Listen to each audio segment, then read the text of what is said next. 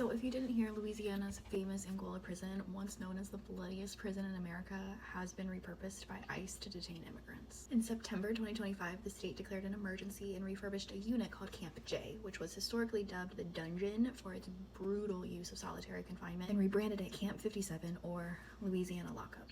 The plan is to house up to 400 ICE detainees, initially transferring in 51 men described by authorities as the worst of the worst. But the facility's history and design aren't neutral. Angola was built on a former slave plantation and has long been criticized for violence, forced labor, and inhumane conditions. Repurposing it for immigration detention sends a political message, conflating civil immigration enforcement with criminal imprisonment. Reports now show that more than 9% of immigrants detained in Louisiana have been placed in solitary confinement. Meanwhile, current and former detainees at the South Louisiana ICE Processing Center in Basile have filed serious complaints. Repeated sexual harassment, physical abuse, coerced labor, especially targeting transgender detainees, and neglect of critical medical and mental health care. In a dramatic form of protest, 19 detainees launched a hunger strike demanding basic necessities like clean water, medical treatment, hygiene supplies, and accountability from ICE. Their claims include retaliation, placement into solitary cells, denial of contact, and refusal to address grievances. One hunger striker reportedly needed hernia surgery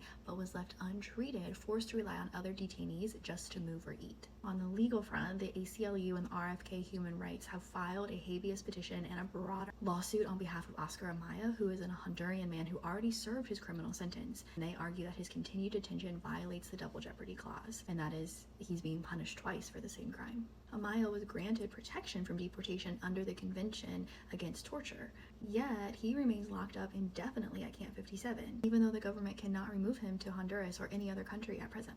These stakes are not just political, they are deeply human. People are being judged, detained, and denied their rights with little transparency, far from legal counsel and families. As always, we need to demand accountability, we need to amplify these stories, and we need to push for humane treatment, oversight, and the closure of facilities that violate the very principles they claim to uphold. I ask that you share this story, that you speak out and raise your voice, because the dignity of every person matters. And follow for more easy breakdowns.